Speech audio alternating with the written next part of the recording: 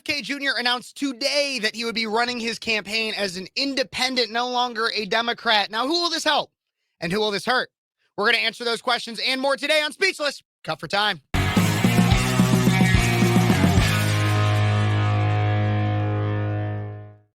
Hey, everybody. Welcome back to Speechless Cut for Time. I'm your host, Kev Phares, 22-year-old conservative college student out of Central Illinois, host of Speechless on Cities 92.9, the news and talk of Bloomington Normal and beyond. And that's obviously a radio show, but I do off-air content here to talk to you guys about some things that happen throughout the week because I'm only on Sundays. So I got to make sure I bring some stuff here and to make sure you don't miss a minute of anything that we're bringing to you here now. Don't forget to like this video, subscribe to the channel, comment what you think, guys. I want to hear what you have to say about this one especially, and share it with your friends. And be sure, when you subscribe, ring that notification bell, hit it to all, because ScrewTube is actively right now shadow banning me. I know it. Haven't gotten as many views on some of my latest posts, and I know that you definitely want to see them. So make sure after you watch this video to check out another one. But let's get right on into it. Today, October 9th, 2023, RFK Jr., Robert F. Kennedy Jr., son of Bobby Kennedy, announced, while he's been running as a Democrat, he announced that he today would be running as an independent instead. And a lot of people are speculating as exactly what this will mean for other campaigns, but let's take a look and a listen as to what Bobby Kennedy has to say. Today,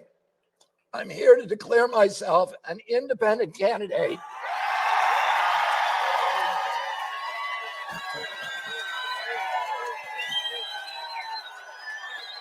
Cheers from a pretty big audience there for him.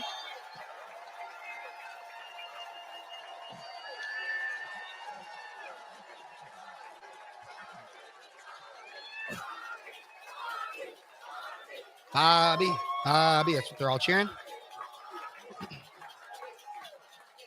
An independent candidate for president of the United States. That's not all. I'm here to join you in making a new Declaration of Independence for our entire nation. We declare independence from the corporations that have hijacked our government.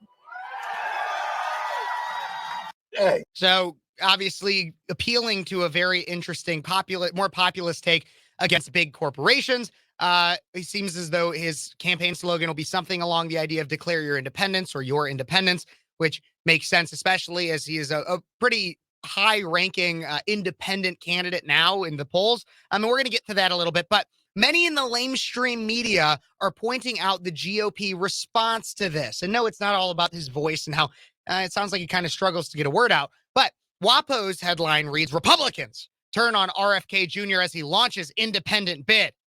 And then Politico's headline reads, how RFK Jr.'s independent campaign could hurt Trump more than Biden. Now, what are they kind of saying here? Well, WAPO, when they say that Republicans are turning on RFK Jr., point out to a few different statements, one of which being from the RNC chairwoman, Ronna McDaniel, who released a statement saying, make no mistake, a Democrat in independence clothing is still a Democrat. RFK Jr. cannot hide from his record of endorsing Hillary, supporting the Green New Deal, fighting against the Keystone Pipeline, and praising AOC's tax hikes. He is your typical elitist liberal, and voters won't be fooled. Okay, so first things first about this. Of course, the Republican Party, and so thus the head of it, Ronna McDaniel, would be mad about this. Look, parties in our nation thrive on power and support. That's how they get money. That's how they get people elected. So it would make sense that when somebody goes against the de facto two-party system that we currently have, that one of those parties, if not, well, really both of them, would not be happy about that. Because that's going to, from both parties, tear away some level of support. Now, with that, the second thing is that what McDaniel said isn't actually false. And like I tell people often, while I'm a fan of Kennedy's ideas and openness to call out big pharma and corruption from big corporations and just other instances of corruption, especially that of Joe Biden, he is a Democrat nonetheless. He has a Tulsi Gabbard effect on some Republicans. Tulsi Gabbard, the people that look at the idea of the enemy of my enemy is my friend philosophy and find that appealing. People like Tulsi Gabbard a lot when she went against the Democrat machine and said things that were a little bit more conservative than your average Democrat. And then she left the Democratic Party, and a lot of Republicans and conservatives praised her for this. But make no mistake, her and Kennedy may dislike the way of the current Democratic Party, But so do Bernie Sanders and AOC. Does that mean you're going to go support them? No. Kennedy and Tulsi do a very good job of appealing to some issues that get moderate Dems and many conservatives on a side. And like I said, they appeal to the enemy of my enemy is my friend. They don't like the Democrats. And so because that is also the view of many of obviously Republicans and conservatives, they are trying to appeal to that a bit.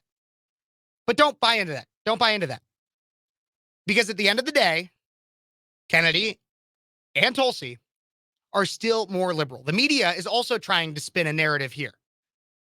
For people that just focus on the headlines that say things like Kennedy is anti-vax or anything like that.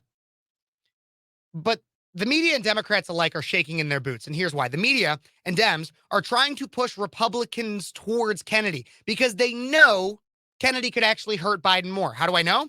Well, let's consider this Politico article that I pointed out earlier. So some of the things that they pointed out, and that is Kennedy's anti-vaccination stance gives him more room to draw from Republicans than Democrats. And they also said that polls consistently show Kennedy is more popular with Republicans than Democrats. Okay, but then explain these polls, Politico. So the first one is an Ipsos poll from last Friday that was released. I'll pull it up on screen here. So Ipsos reported that those that would vote for Biden and Trump, Trump being obviously the current front-running candidate for the Republican nominee, if it was just them two, 35-35 to both. 11 for some other candidate. But you can obviously see at the lower one that if it were Biden, Trump, and RFK Jr. as the other candidate, Biden loses 4%, Trump loses 2%. Trump loses 2%, and Trump would be leading. So who really loses more from an RFK Jr. independent bid? Who loses more? Who's more scared of that possible outcome? Who's more scared of RFK Jr.'s independency as a candidate? Along with that, in a poll recently released last week by a Republican firm, Echelon Insights, Kennedy drew 16% of voters who said they would vote for Biden in 2020 compared to 10% of Trump voters.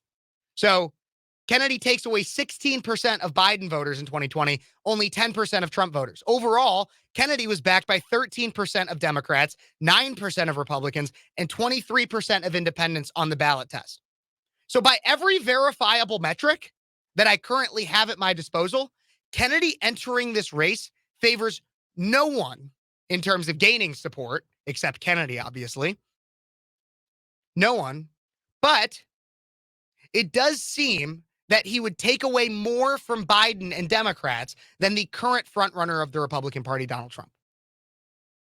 So, in response to the question, when Kennedy enters the race as an independent, who will this hurt more?